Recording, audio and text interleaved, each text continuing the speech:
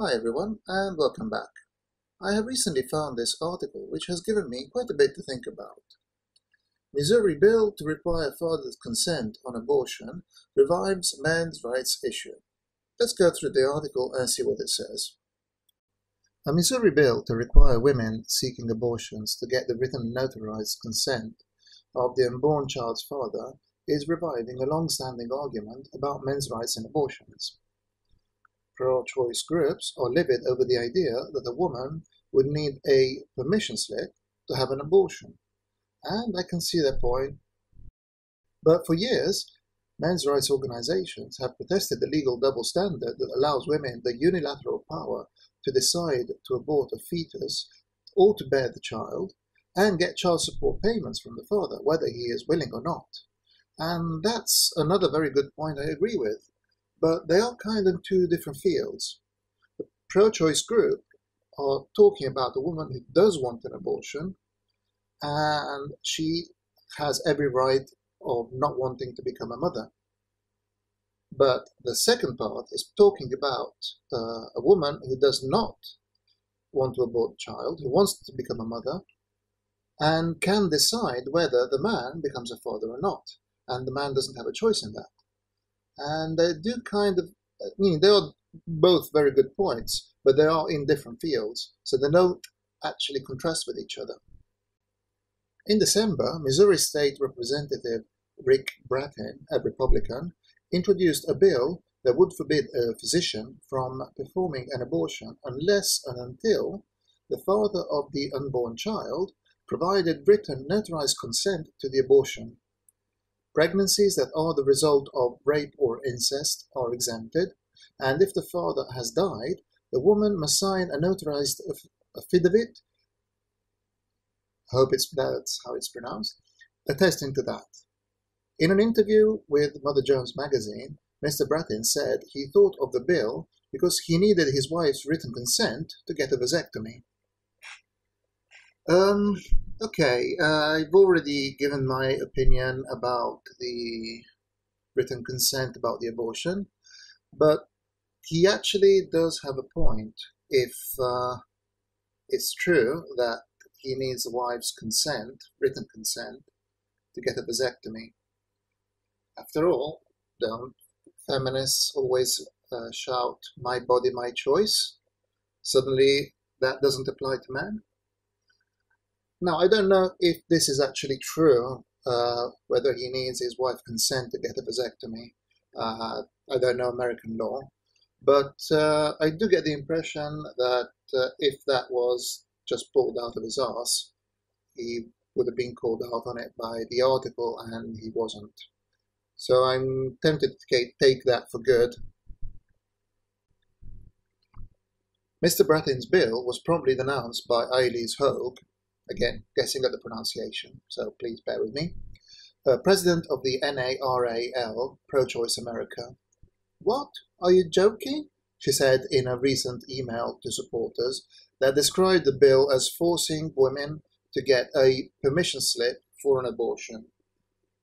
Ms. Hogue also took umbrage at the comment Mr. Brattin made to the Mother Jones reporter about the bill's exemption for pregnancies conceived in rape. "Just like any other rape, you have to report it and you have to prove it," Mr. Brattin said, according to the left-leaning magazine. So you couldn't just go and say, "Oh yeah, I was raped," and get an abortion. It has to be a legitimate rape.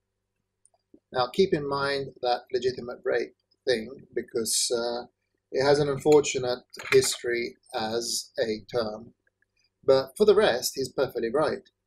Rape is a horrible, horrible crime. And if you're being raped, there is a rapist. There is a rapist out there that might rape other women. It has to be reported so the authority can catch him. You can't just walk into a clinic and say, "I was raped," just to get an abortion. "Yeah, he really said that," Ms. Hogue said, referring to the phrase legitimate rape. Legitimate rape became front-page news in 2012 when former Senate candidate Todd Akin, a Republican, used that phrase in an interview about abortion and exceptions in cases of rape.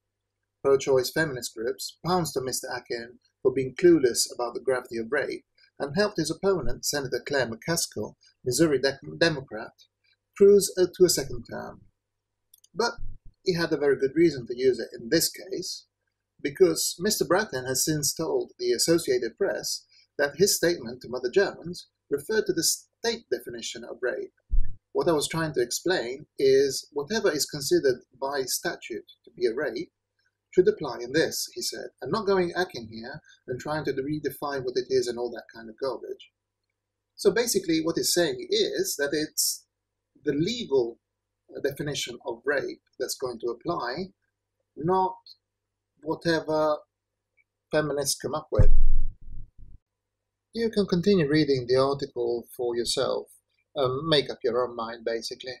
It does, I think, quite a good job of balancing the 2 points of view, but what I think is kind of left out in this article is how both cases, as I said at the beginning, are quite separate. On the one hand, we have the bill, which deals with women who do seek an abortion, and to be honest, I'd agree with the opponents of it. It is grossly unfair on women for the state to step in and require them to get permission from their partner. I do think, though, that the woman's partner should be notified and that a secret abortion, so to speak, should be grounds for divorce. If a woman withholds something of this importance from her partner, it's maybe time to end the partnership. On the other hand, we have men's rights groups, who are mostly focusing on the other side of the argument that the bill doesn't cover. Women who do want to become mothers and keep the child, and have full legal power to force their partner to become a father. Again, hardly a constructive example of partnership, but unfortunately this kind of reproductive coercion is fully supported and enforced by the law. I hope that men's rights groups oppose this bill. They keep saying how different they are from feminism and feminist groups, and how they're really for true equal rights. This is their chance to prove it.